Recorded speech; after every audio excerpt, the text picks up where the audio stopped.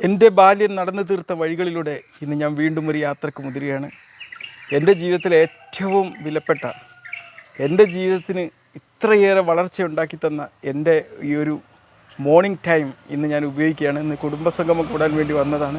അതുകൊണ്ട് രാവിലെ കുറച്ച് ഫ്രീ ടൈം കിട്ടിയപ്പം എൻ്റെ ബാല്യം സഞ്ചരിച്ച, എൻ്റെ ബാല്യം ഒരുപാട് ഇഷ്ടപ്പെട്ട കരുവാറ്റ എന്ന ഗ്രാമത്തിലേക്കും എൻ്റെ ഏറ്റവും അടുത്ത ബാല്യകാല സുഹൃത്തായിട്ടുള്ള സാജിദ് മാഷ വീട്ടിലേക്കും ഒന്ന് യാത്ര ചെയ്യാൻ വേണ്ടി തീരുമാനിക്കുകയാണ്. ഈ വഴികളിൽ എൻ്റെ മനസ്സിലേക്ക് തെളിഞ്ഞു വരുന്ന ഒരുപാട് ബാല്യകാല ഓർമ്മകൾ ഞാൻ നിങ്ങളോട് അഴിവിറക്കുന്നതാണ്.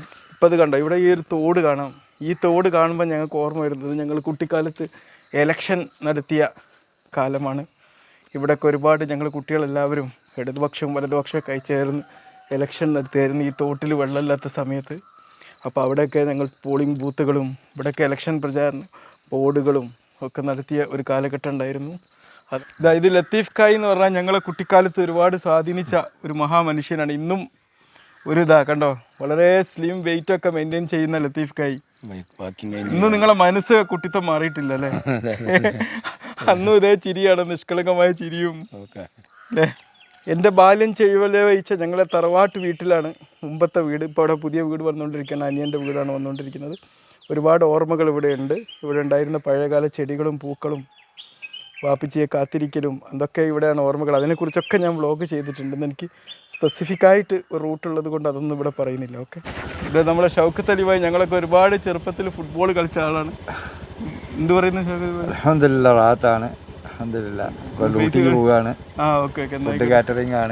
എനിക്കറിയാം, ഇവിടുത്തെ ഏറ്റവും നല്ലൊരു കാറ്ററിംഗ് സർവീസിൻ്റെ ഉടമയാണ് ഇപ്പോൾ. ഇവിടെ വരുമ്പം എനിക്ക് ഓർമ്മ വരുന്നത് നമ്മളെ മൂസ. ഇത് മൂസക്കായുടെ ജ്യേഷ്ഠൻ അസീസ്ക്കായുടെ വീടാണ്. ഇവിടെ മൂസ തന്നെ ഓർക്കാനൊരു കാരണം എന്താണെന്നറിയോ? നമ്മളൊക്കെ ഒരുപാട് ഫൈനാൻഷ്യൽ ബാലപാഠങ്ങൾ പഠിച്ചത് ഇവിടെ നിന്നാണ്. ഞങ്ങൾക്കൊക്കെ അന്ന് എന്ത് ചെയ്യുന്നറിയോ? മൂസയൊക്കെ അവിടെ ഞങ്ങൾക്ക് പണം പയറ്റ് നടക്കും കുട്ടികൾക്കിടയിൽ. എന്നിട്ട് ചെറിയ ചെറിയ 5 രൂപ 2 രൂപ 1 രൂപയൊക്കെ വെച്ചിട്ട് നമ്മൾ എന്ത് ചെയ്യും, ഓരോ വർഷവും ഇങ്ങനെ പണം പയറ്റ് നടത്തും. എന്നിട്ട് അന്ന് നല്ലൊരു ചായയും കടിയൊക്കെ ഉണ്ടാവും. നമ്മളെ ഈ ഒരു ഗ്രാമപ്രദേശത്തെ സംബന്ധിച്ചിടത്തോളം അതൊക്കെ ഒരു വലിയൊരു ദിവസമാണ്. അത് ഞങ്ങൾ സമ്പാദിച്ച് വെച്ച ചെറിയ പൈസയൊക്കെ കൊടുത്തിട്ട് അത് വലിയൊരു സമ്പാദ്യമായിട്ട് അങ്ങനെ ഉണ്ടാവും. അങ്ങനെ പലരും കുറിക്കല്യാണങ്ങൾ ഇങ്ങനെ നടത്തും. അത് അന്നത്തെ കുട്ടികൾക്കിടയിലെ ഒരു സ്റ്റൈലായിരുന്നു. ഇന്നൊക്കെ അങ്ങനത്തെ കാര്യങ്ങളൊന്നും ഇല്ല കുട്ടികൾക്കിടയിൽ. എങ്കിലും അതൊക്കെ ഓർക്കുമ്പോൾ നമ്മൾ ഒരുപാട് ഫൈനാൻഷ്യൽ ബാലപാഠങ്ങളൊക്കെ നമ്മുടെ ഈ ഗ്രാമപ്രദേശത്ത് നിന്ന് പഠിച്ചു എന്നുള്ള വലിയൊരു സൂചനയാണ് അത് നൽകുന്നത്. ഇവിടെ വന്നപ്പോൾ നമ്മളെ കുട്ടിക്കാലത്ത് ശരിക്കും ഓർത്തു പോയി. എനിക്കിത് കണ്ടോ, ഇവിടെ നമ്മളെ കുട്ടി കടകളാണിത്, കുട്ടി പീടികകൾ എന്ന് പറയാം. ഞങ്ങളെ കുട്ടിക്കാലത്തും ഇതുപോലെ ഒരുപാട് പീടികകൾ ഇവിടെ ഒക്കെ ഉണ്ടാക്കിയായിരുന്നു. ചെറിയ ചെറിയ മുട്ടായികളൊക്കെ ഉണ്ടാക്കിയിരുന്നു. ഞാനും തുടങ്ങിയിരുന്നു അങ്ങനത്തെ ഒരു കട. പക്ഷെ അന്ന് എന്ത് ചെയ്യുന്നത് വെച്ച് കഴിഞ്ഞാൽ നമ്മൾ ചിലപ്പോൾ വൈകുന്നേരം ആകുമ്പോഴേക്ക് നമ്മൾ വിൽക്കാൻ വെച്ചത് നമ്മൾ തന്നെ തിന്നു പോകുന്ന അവസ്ഥയൊക്കെ ഉണ്ടായിരുന്നു. പക്ഷെ ഇന്നത്തെ കുട്ടികൾ ഇത് കട ഞാൻ രാവിലെയാണല്ലോ നടക്കുന്നത്, അതുകൊണ്ട് ഇവിടുത്തെ കടൻ്റെ ഓണറെ ഒന്നും കാണാൻ പറ്റിയിട്ടില്ല. ഇത് കണ്ടപ്പോൾ പെട്ടെന്ന് ആ ഒരു കാലമാണ് ഓർമ്മ വന്നത്. ഇതാ കണ്ടോ, നമ്മുടെ അന്നത്തെ ഒരു ബാല്യം ഇവിടുന്ന് അപ്രത്യക്ഷമായിട്ടില്ല എന്നുള്ള ഒരു സൂചനയാണ് ഇത് നൽകുന്നത്. ഇതാ കണ്ടോ, പൂളത്തണ്ട് കൊണ്ടുണ്ടാക്കിയ ഇത് കണ്ടോ, ഇതിൻ്റെ ഇതൊക്കെ നോക്ക്, ഓലയൊക്കെ മേഞ്ഞുകൊണ്ടുള്ള മേൽക്കൂര. ഇവിടെ അതായത് വെക്കാനുള്ള സെറ്റപ്പുണ്ട്, എല്ലാം ഉണ്ട്. ഇതാ കണ്ടോ, ഇവിടെ ഇരിക്കാനുള്ള സംവിധാനമുണ്ട്. എൻ്റെ കുട്ടിക്കാലത്ത് ഞാൻ ഏറ്റവും കൂടുതൽ സഞ്ചരിക്കാൻ ഇഷ്ടപ്പെട്ട ഒരു വിനോദസഞ്ചാര കേന്ദ്രത്തിലേക്കാണ് ഇപ്പോൾ പോകുന്നത്. അതൊന്ന് നമ്മുടെ സാജിദിൻ്റെ വീടാണ്, എൻ്റെ ബാല്യകാല സുഹൃത്തായ സാജിദിൻ്റെ വീട്. ഇതിൻ്റെ വീട്ടിലേക്ക് ഞാൻ പോവുകയാണ്. ഞാൻ വരുമെന്നുള്ളത് അവന് അറിയില്ല, ഒരു സർപ്രൈസ്. ഇത് നമ്മളെ സലാം ഉസ്താദാണ്. പണ്ടേ ഇവിടെ ചോയ്മടുമായിട്ട് ബന്ധപ്പെട്ട് നിൽക്കുന്ന, എന്ത് പറയുന്നു, പഴയ ബാല്യമൊന്നും അപ്രത്യക്ഷമായിട്ടില്ല എന്നുണ്ടല്ലേ? അതെ. ഇവിടുത്തെ അവിടെ ഒരു കടയൊക്കെ കണ്ടപ്പോ കുട്ടികളെ പെട്ടിപ്പീടിയ നമ്മൾ പണ്ടുള്ള ആ ഒരു ഓർമ്മകളൊക്കെ ഇന്നും ജീവനോടുള്ളതുപോലെ തോന്നുന്നുണ്ട്. അതെ അതെ. നമ്മുടെ ബാല്യകാലത്ത് ഒരുപാട് പഠിക്കാൻ ഇൻഫ്ലുവൻസ് ചെയ്ത നമ്മളെ മജീദ് എഞ്ചിനീയറുടെ വീട്, ആ വീട് തന്നെ ഇപ്പോൾ വളരെ മനോഹരമാണ്. ഈ ഇടവഴികൾ താണ്ടി ആയിരുന്നു ഞാൻ സാജിദിൻ്റെ വീട്ടിലേക്ക് വരാറുള്ളത്. ആ വഴികളിലൊന്നും ഒരു മാറ്റവും വന്നിട്ടില്ല. ഈ ഇടവഴികളൊക്കെ അവിടെ തന്നെ ഉണ്ട്. തീർച്ചയായിട്ടും അതിലൂടെ ഒന്ന് യാത്ര ചെയ്യട്ടെ. സാജിദിന് അറിയില്ല ഞാൻ വരുമെന്നുള്ളത്. പ്രകൃതിയെയും അറിവിനെയും സ്നേഹിക്കുകയും അതിന് എൻ്റർടൈൻമെൻ്റായി കണ്ട ഒരു വീടാണ് സാജിദിൻ്റെ വീട് എന്ന് പറഞ്ഞാൽ. എൻ്റെ ഉപ്പ അങ്ങനെയാണ് പണ്ടേ അവരെ ട്രെയിൻ ചെയ്തത്. അതിലൊന്നും ഒരു മാറ്റവും വന്നിട്ടില്ല. മനോഹരമായിട്ടുള്ള ഒരുപാട് പൂക്കളും ചെടികളൊക്കെ ഈ വീട്ടു പരിസരത്തെല്ലാം ഉണ്ട്. സാജിദ് ഇനിയും എഴുന്നേറ്റിട്ടില്ല. സാജിദ് ഭയങ്കര മടിയനാണ്. ഇപ്പോഴാണ് എനിക്ക് മനസ്സിലായത് നമ്മളൊക്കെ ഒന്നിനും സമയമല്ല എന്ന് പറയുന്നത് എന്തുകൊണ്ടാണെന്നറിയോ? നമുക്ക് പടച്ചവനായിട്ട് തന്ന ഈ ഒരു മോർണിംഗ് സമയം, ഒരു രാവിലത്തെ സമയം ഫലപ്രദമായിട്ട് ഉപയോഗിക്കാത്തതുകൊണ്ടാണെന്നാണ് എനിക്ക് പറയാനുള്ളത്. ഞാൻ വരും എന്നുള്ളത് സാജിദിന് അറിയില്ല. ഏതായാലും ഒന്ന് ബെല്ലടിക്കട്ടെ. ഓക്കെ, ഒന്ന് ബെല്ലടിച്ചിരിക്കുകയാണ്. സാജിദ് ഇപ്പോൾ വരുമെന്ന് നോക്കാം നമുക്ക്. സാജിദ് വരുന്ന ഒരു അത്ഭുതം. അവന് സാജിദ് എത്തിയിരിക്കുകയാണ്. ഞാനിതാ ഇന്നലെ രാത്രി വന്നതാണ്, ഇവിടെ കുടുംബസംഗമം കൂടാൻ വേണ്ടി വന്നതാണ്. ആനപ്പാറ കുടുംബസംഗമം കൂടാൻ വേണ്ടി വന്നതാണ്. ഇതുപോലൊരു സുപ്രഭാതം കിട്ടിയിരിക്കുന്നത് ഞാൻ പ്രതീക്ഷിച്ചില്ല. ഏതായാലും അപ്രതീക്ഷിതമായിട്ടുള്ള ഒരു കൂടിക്കാഴ്ചയാണ്. ഏതായാലും സാജിദിനെയും കൂടി കരുവാറ്റയിൽ വീട്ടിലെത്തി. ഓക്കെ, അപ്പൊ ഇന്നലെ ഉറങ്ങിയില്ലേ? ഉറക്കൊക്കെ കഴിഞ്ഞ്, മനോഹരമായിട്ടുള്ള ഉറക്കൊക്കെ കഴിഞ്ഞ് ഞാൻ ബുദ്ധിമുട്ടാക്കി. അതാണ് നിനക്ക് സമയമല്ല എന്ന് പറയുന്നത്, എനിക്ക് സമയമുണ്ട് എന്ന് പറയുന്നതിന്റെ രഹസ്യം. മനസ്സിലായില്ലേ? ഞാൻ എന്നും 5:20 എഴുന്നേൽക്കൂ, എന്റെ റുട്ടീൻ അനുസരിച്ച്. ഇപ്പോൾ ഞങ്ങൾ കരുവാറ്റ പുഴയിലേക്ക് പോവുകയാണ്. ഒരുപാട് ബാല്യകാല ഓർമ്മകൾ ഉറങ്ങിക്കിടക്കുന്ന ഒരു സ്ഥലത്ത് നിന്ന് ഞങ്ങളൊന്ന് തട്ടി ഉണരാൻ പോവുകയാണ്. കാരണം ഈ യാത്രകളിലൊക്കെ ഒരു സുഖം തന്നെ അറിയോ സാജി മാഷെ? അല്ല, ഞാൻ ആ ഉറക്കം അങ്ങോട്ട് വിട്ട് ഒന്ന് ലെവലായി വരുന്നേ ഉള്ളൂ. കാരണം ഇപ്പൊ ഇന്നിപ്പോ യൂണിവേഴ്സിറ്റി പോകാനുള്ളത് കൊണ്ട് ഞാൻ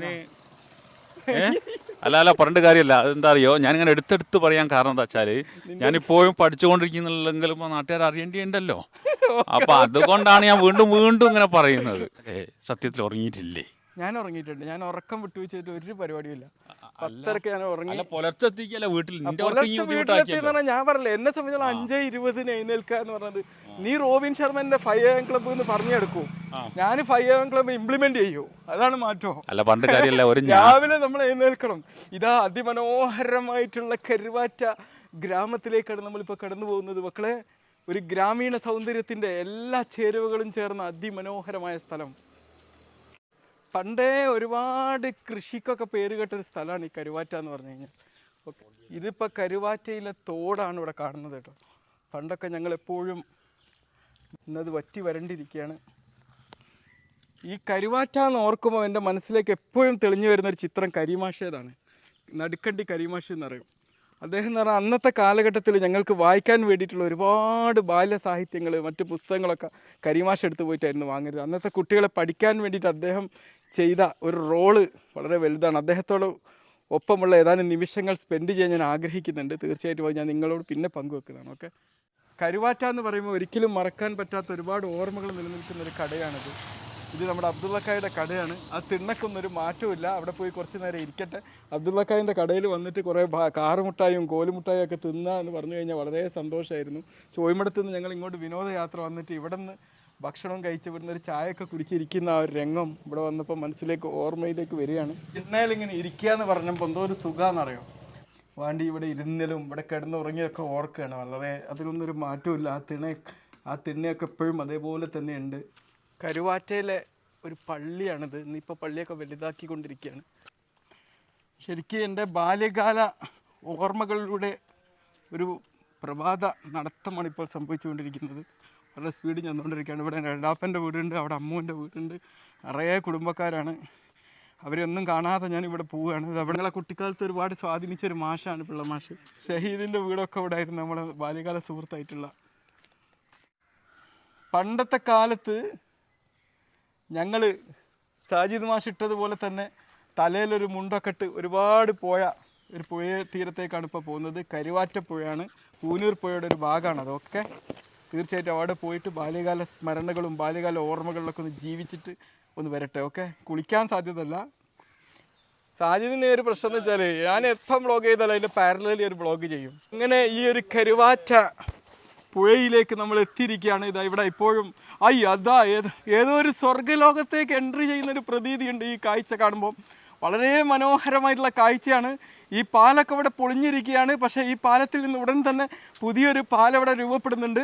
തീർച്ചയായിട്ടും ഈ പാലൊക്കെ കടന്ന് ഒരുപാട് തവണ ഞങ്ങൾ പോയിട്ടുണ്ട്, നടന്നിട്ടുണ്ട്. വളരെ മനോഹരമായിട്ടുള്ള ഒരു കാഴ്ച തന്നെയാണ് ഈ കരുവാറ്റ പുഴ എന്ന് പറഞ്ഞു കഴിഞ്ഞാൽ. ഇത് അങ്ങോട്ടൊക്കെ നോക്കിക്കഴിഞ്ഞാൽ ജലം ഇങ്ങനെ ഒഴുകുന്നത് കാണാം. കുത്തിയൊഴുക്കിൻ്റെ ശബ്ദമൊക്കെ നമുക്ക് കേൾക്കാം. ജീവിതത്തിലെ ഓരോ ഇംപെർഫെക്ഷന് പോലും എത്രമാത്രം സൗന്ദര്യം ഉണ്ട് അല്ലേ? ഈ പൊട്ടിപ്പൊളിഞ്ഞ ഈ ഒരു പാലം കാണുമ്പോൾ പോലും എന്തോ ഒരു സുഖം ഫീൽ ചെയ്യുന്നുണ്ട്. ഒരുപാട് ബാല്യകാല ഓർമ്മകൾ ഈ ഒരു പാലത്തിന് ജീവൻ നൽകിയിട്ട് നമ്മെ അതിനെ തിരിച്ച് നടത്തുന്നുണ്ട്. ആ ഒരു ഇതൊക്കെ കണ്ട അവിടെ പടവുകളൊക്കെ, അതിലൊക്കെ ഞങ്ങൾ ഒരുപാട് തവണ അതിൽ ഇറങ്ങി നടന്നിട്ടുണ്ട്, അവിടുന്ന് കുളിച്ചിട്ടുണ്ട്. ഇവിടെ ഒരു ഇതിലെങ്ങനെ ക്രോസ് ചെയ്തിട്ടാണ് ഞങ്ങൾ അക്കരത്തെ ചാലക്കരയ്ക്ക് പോകാറുള്ളത്. ഇന്നിതാ ഇവിടെയൊക്കെ ഞങ്ങളിങ്ങനെ കടന്നു പോകായിരുന്നു. ഇന്നൊക്കെ ഈ പുഴയൊക്കെ വളരെ വിജനമാണ്. തീർച്ചയായിട്ടും ഇതിലൂടെയൊക്കെ ആൾക്കാർ നടന്നു പോകുന്ന ഒരു സമയം വരും എന്ന് തന്നെ പ്രതീക്ഷിക്കാം. ഈ പാലൊക്കെ വന്നു കഴിഞ്ഞിട്ട് ഈ പാലത്തിനും ഈ ഒരു പുഴക്കൊക്കെ വീണ്ടും ഒരു പുനർജന്മം ഉണ്ടാവും എന്ന് തന്നെ പ്രതീക്ഷിക്കാം. ആ ഒരു പാറപ്പുറത്തായിരുന്നു ഞങ്ങളൊക്കെ കുട്ടികൾ കളിച്ചു നിരുന്നത് ഒരുപാട് സമയം. അവിടെ ഒരു, ഞാൻ പറഞ്ഞല്ലോ, അവിടെ ഒരു എന്താ പറയുക, അവിടെ ഇങ്ങനെ പാറകളൊക്കെ പെറുക്കിയിട്ട്, ഒരുപാട് പാറകളൊക്കെ ഇവിടുന്ന് ഇങ്ങനെ ചെറിയ ചെറിയ പാറ കഷ്ണങ്ങളും ഇവിടുത്തെ അതൊക്കെ പെറുക്കി നമ്മൾ കൂട്ടിയിട്ട് ഒരുപാട് അലങ്കാര വസ്തുക്കളൊക്കെ ഉണ്ടാക്കിയ ഒരു നല്ല നിമിഷങ്ങൾ ഒരിക്കലും മറക്കാൻ പറ്റൂല കേട്ടോ. അപ്പോൾ അവിടെ വന്നപ്പോൾ ഇവിടെ ആരൊക്കെ കുളിക്കുന്നുണ്ടായിരുന്നു. ഏതായാലും പെണ്ണുങ്ങളാണ്, അവർ പോയതുകൊണ്ട് ഞാനിപ്പോൾ വീണ്ടും അങ്ങോട്ട് പോവാണ്. കാരണം നമ്മളെ എല്ലാവരുടെയും പ്രൈവസിക്കൊക്കെ നമ്മൾ എപ്പോഴും ഒരു മുൻഗണന കൊടുക്കും. ഏതായാലും ഈ വാട്ടർഫാൾസൊക്കെ എന്നെ വല്ലാണ്ട് അത്ഭുതപ്പെടുത്തുകയാണ്. ഇവിടെയൊക്കെ ഒന്ന് കയറി നടക്കാൻ തോന്നുന്നുണ്ട്. സാജിദ് മാഷൊക്കെ ഏതാണ്ട് അങ്ങോട്ട് കയറി കഴിഞ്ഞു. അതിമനോഹരമാണ് ഇവിടുത്തെ ഓരോ കാഴ്ചകളും. ഇവിടെ കയറി ഒന്ന് കുളിക്കാനൊക്കെ തോന്നുന്നുണ്ട്. പക്ഷേ നമ്മൾ അതിനുള്ളൊരു സെറ്റപ്പിലല്ല വന്നത്. ഈ ഒരു വഴികളിലൂടെയൊക്കെ യാത്ര ചെയ്യാൻ എന്തൊരു സുഖം നോക്ക്. ഒരു ഗ്രാമീണ സൗന്ദര്യത്തിൻ്റെ എല്ലാ ശാലീനതയും ഒത്തിണങ്ങിയ ഒരു സ്ഥലം അല്ലേ. നമ്മളൊക്കെ എന്താ പ്രശ്നം എന്ന് വെച്ചാൽ അറിയോ, നമ്മൾ രാവിലത്തെ ഒരു സമയമുണ്ടല്ലോ, ഇത് നമ്മൾ ഒരിക്കലും ഉപയോഗിക്കാറില്ല. അതാണ് ഏറ്റവും വലിയ പ്രശ്നം. അതുകൊണ്ടാണ് നമ്മൾ ഈ സമയമില്ല എന്നൊക്കെ പറഞ്ഞിരിക്കുന്നത്. നമുക്ക് ജീവിതത്തിൽ എല്ലാത്തിനും സമയമുണ്ട്, ഇഷ്ടം പോലെ സമയമുണ്ട്. പക്ഷേ നമ്മൾ രാവിലെ ഒരു 5 മണിക്കോ 5:20 അല്ലെങ്കിൽ ഒരു 6 മണിക്കോ എഴുന്നേറ്റിട്ട് നമ്മളെ ജീവിതത്തിന് വേണ്ടിയിട്ട് നമുക്ക് പ്രകൃതി ആസ്വദിക്കാനും നമുക്ക് പഠിക്കാനും എക്സസൈസ് ചെയ്യാനും ഒക്കെ വേണ്ടി ഒരു മണിക്കൂറെങ്കിലും ഒന്ന് മാറ്റിവെച്ച് നോക്ക്. തീർച്ചയായിട്ടും നമ്മുടെ ജീവിതത്തിന് പിന്നെ സമയമല്ല എന്നുള്ളൊരു കംപ്ലൈൻറ്റും ഉണ്ടാവില്ല. ഓക്കെ,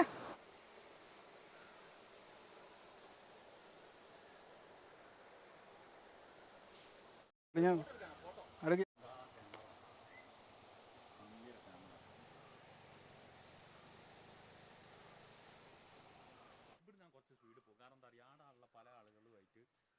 ഇന്ന് തൊട്ട് ഓന് 5 AM ക്ലബിൽ റിയൽ ആയിട്ട് ഞാൻ സ്ഥിരമായിട്ട് എണീക്കുന്ന ആടോ. ഒന്ന് ഇപ്പൊ ഒരു ഞായറാഴ്ച ലേശം ഞാൻ കടന്നു പോയി. ഞായറാഴ്ച മാത്രമാണെങ്കിൽ അങ്ങനല്ലേ വൈകുന്നേരം അതിങ്ങനെ പറഞ്ഞൊരു ഇതാട്ടാക്കിയാളെനി.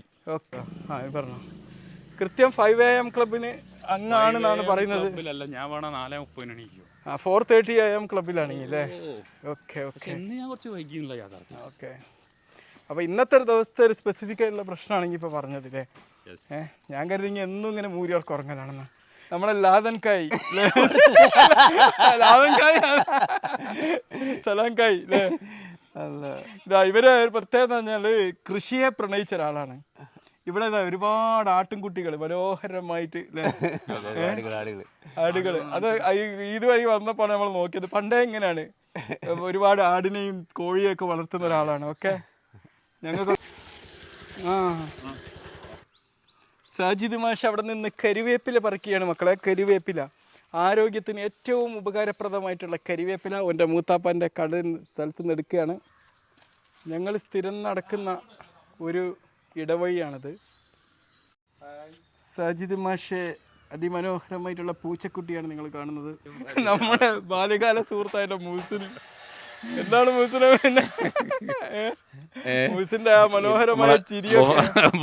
ബഹുമാനപ്പെട്ട ഡോക്ടറെ കാണുമ്പോൾ എനിക്ക് സന്തോഷമാണുള്ളത്. അതുപോലെ പേടിയുണ്ട്.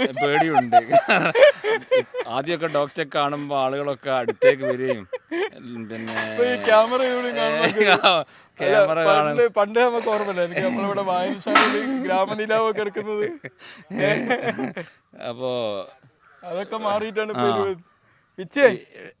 ഡോക്ടർക്ക് ഇതൊക്കെ സമയം കിട്ടുന്നത് വളരെ അത്ഭുതം തന്നെയാണ്. നമ്മള് രാവിലെ എഴുന്നേൽക്കും. ബാക്കിയുള്ളവര് മൂരിയർക്ക് ഉറങ്ങുന്ന സമയത്ത് നമ്മൾ എഴുന്നേൽക്കും. അപ്പോൾ ഗ്രാമങ്ങളിൽ കൂടെയുള്ള സഞ്ചാരം ഇദ്ദേഹത്തെ വളരെ സന്തുഷ്ടനാക്കിയിട്ടുണ്ടെന്നാണ് എനിക്ക് തോന്നുന്നത്. നമ്മളെ വിച്ചിയൊക്കെ വളരെ ഊർജ്ജസ്വലതരായിട്ട് നിൽക്കുന്നു. ഞങ്ങളുടെ എന്താ പറയാ ഗ്രാമത്തിന്റെ രോമാഞ്ചമായ ഉസ്മാൻ കൈയാണ് കടന്നു വരുന്നത്. പണ്ടത്തെ ചുഴിമടം എന്ന് പറഞ്ഞിട്ടാണെങ്കിൽ കാടും പൊന്തയൊക്കെ നിറഞ്ഞ ഒരു സ്ഥലമായിരുന്നു. ഇപ്പോൾ ഒരുപാട് മാറ്റങ്ങൾ വന്നുപോയി. നമുക്ക് മാറ്റം വന്നില്ലെങ്കിലും സ്ഥലങ്ങളൊക്കെ ഒരുപാട് മാറി. വളരെ ഗ്രാമീണ സുന്ദരമായ സ്ഥലം. എല്ലാം കൊണ്ടും വളരെ പുരോഗതി നേടിയിട്ടുള്ള ഒരു സ്ഥലമാണ് ഇത്. നമ്മളെ ഒരു ആൾക്കാരെ മനസ്സൊന്നും മാറി മനസ്സ് കുറേയൊക്കെ ഇനിയും മാറേണ്ടതുണ്ട് എന്നാണ് ആ കാരണം പുരോഗതിക്ക് വേണ്ടി ഒരുപാട് മാറ്റങ്ങൾ വരുത്തേണ്ടതുണ്ട്. അത് ശരിയാണ്. നമ്മളെ അസീസ് കായ് നമ്മളൊരു അളിയൻ കൂടിയാണ്. എന്താണ് പറയാനുള്ളത് പഴയ കാലത്തെ കുറിച്ചൊക്കെ? എന്ത് പറയാൻ, ഭാവി ഭൂതം ഒക്കെ പറയാനുണ്ട്, പക്ഷെ അതിന് സമയം കുറവായതുകൊണ്ട് ആ ചിരിയിൽ ഒതുക്കാണ്.